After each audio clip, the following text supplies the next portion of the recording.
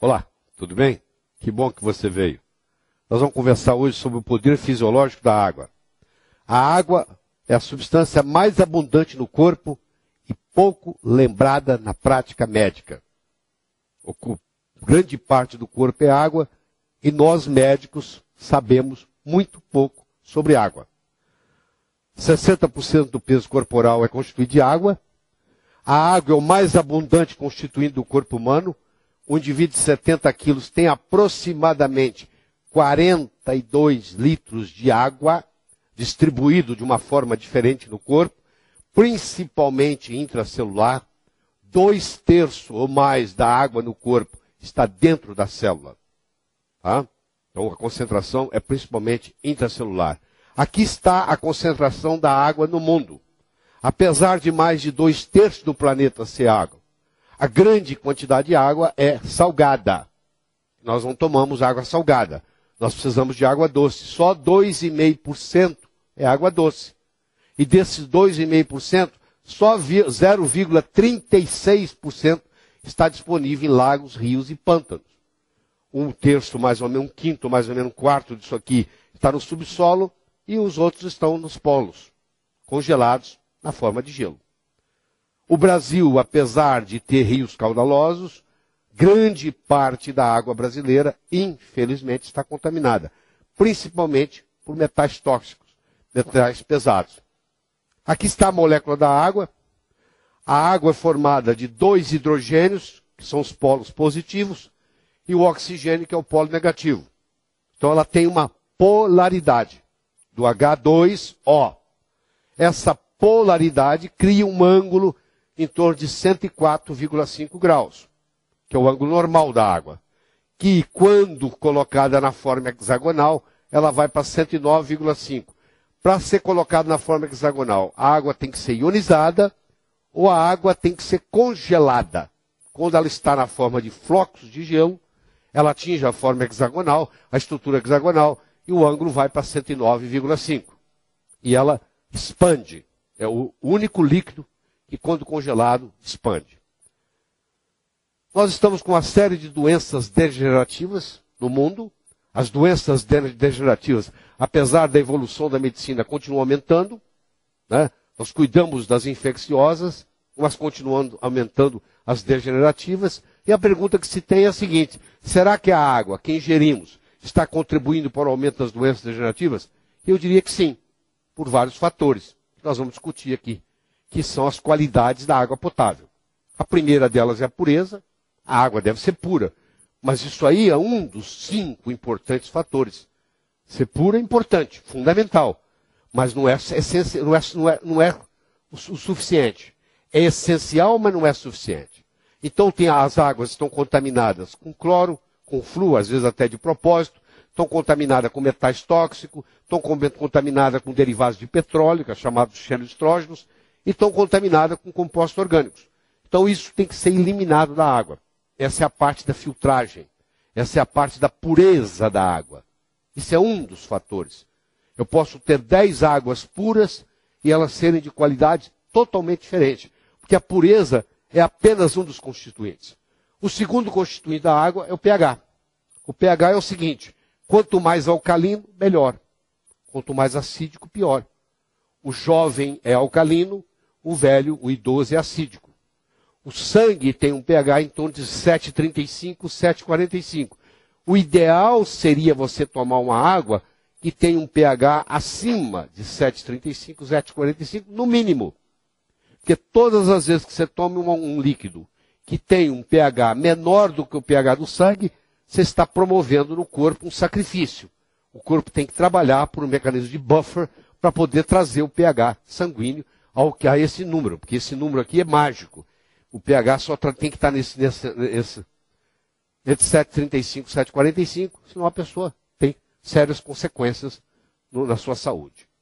Existem aparelhos que medem, você coloca o probe na água, você mede o pH da água e sabe-se que por volta dos 40, 45 anos, na maioria das pessoas, há uma queda de bicarbonato.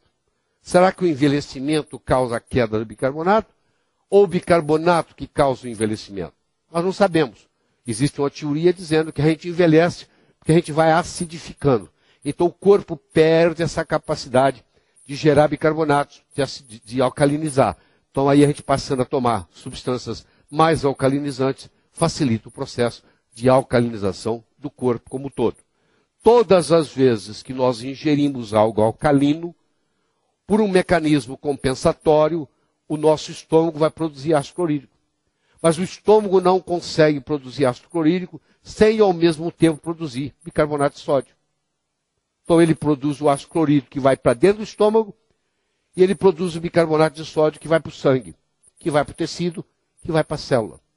Então esse mecanismo é por isso, porque alguém vai dizer, mas você toma uma água alcalina, quando bate no estômago, ela vai se acidificar de qualquer forma, mas vai se acidificar desse jeito. Mas ao mesmo tempo o bicarbonato está sendo produzido e está sendo colocado no sangue. Todo alimento gera no seu metabolismo final um lixo de natureza acídica. Então uma refeição que você faz, um almoço, um jantar, um café da manhã, ao final aquilo ali vai ter uma reação acídica. O corpo tem que trabalhar para fazer aquilo ficar alcalino. Outra característica importantíssima da água, que a maioria desconhece, é a sua capacidade de ser oxidante ou antioxidante. Quando o redox é positivo, a água é oxidante. Quando o redox é negativo, a água é antioxidante. A grande maioria das águas, a grande maioria é oxidante. Ou seja, ele oxida o corpo, enferruja o corpo. A água ionizada é uma água antioxidante. Então, o oxidante e o antioxidante é o seguinte, você tem aqui uma estrutura, você tem aqui as órbitas, você tem aqui os elétrons girando, eles estão equilibrados em um par, um roda no sentido horário, outro roda no sentido anti-horário. Se você remove um desses elétrons, essa estrutura fica um oxidante. E ela sai procurando um elétron para compensar isso aqui. E aí, aquela estrutura que deu para esse, fica oxidante. E aí você tem uma reação em cascata, que pode dar 10 mil reações de uma vez. Você mede a capacidade oxidante ou antioxidante da água em milivolts.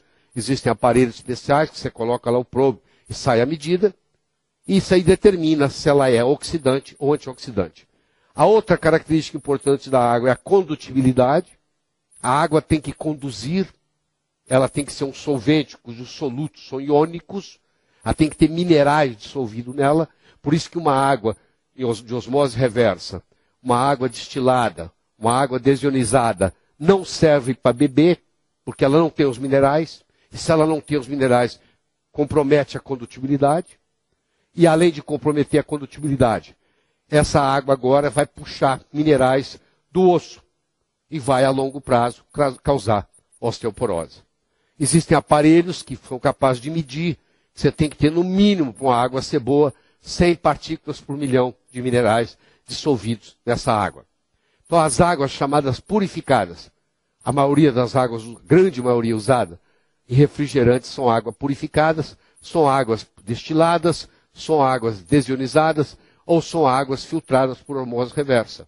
Por isso que refrigerante a longo prazo causa osteoporose, além de causar acidez, que o pH do refrigerante também é muito baixo.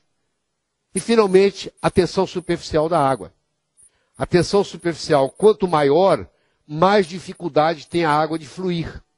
E quando ela é tomada, quando ela chega nos capilares, tem capilar que ela tem que ir contra a gravidade. E se ela tem uma tensão muito grande, ela não sobe. E, consequentemente, ela acaba, às vezes, até desidratando. Se você tomar uma água com uma tensão superficial muito grande, você acaba sofrendo um processo de desidratação tomando a água. Isso depende muito de como as moléculas se aglomeram, os aglomerados, chamados clusters, que é medido por ressonância magnética nuclear. Então você tem aqui uma água que tem moléculas formadas em grupo de 11, e você tem aqui uma água formada em moléculas em grupo de 6, na forma hexagonal. Essa aqui essa em forma de 6 tem uma tensão superficial muito menor do que aquela em forma de 11. Então essa aqui seria muito mais benéfica do que aquela. À medida que você ioniza a água, você vai fazendo o cluster ficar menor e com isso, consequentemente, vai diminuindo a tensão superficial. Ray Kurzweil é considerado hoje provavelmente o homem mais inteligente vivo no mundo. E ele tem um livro sobre medicina, apesar de não ser médico, junto, em parceria com um médico, eles escreveram um livro chamado Transcend, para não deixar você envelhecer. E ele tem uma citação fascinante no livro. Ele diz assim: a água ionizada é uma das coisas mais simples e mais poderosas que você pode fazer para combater uma ampla gama de processos patológicos. Ou seja, é usar a água como agente terapêutico. E isso está sendo feito já. Existe um hospital no Japão, em Tóquio, onde o tratamento é feito com água ionizada. Não interessa a patologia que você tenha, você vai para esse hospital e eles vão te dar grandes quantidades dessa água ionizada, vão substituir, vão fazer um turnover hídrico em você, vão substituir a água velha que você tem no corpo e a água estruturada, hexagonal, vai fazer toda uma diferença.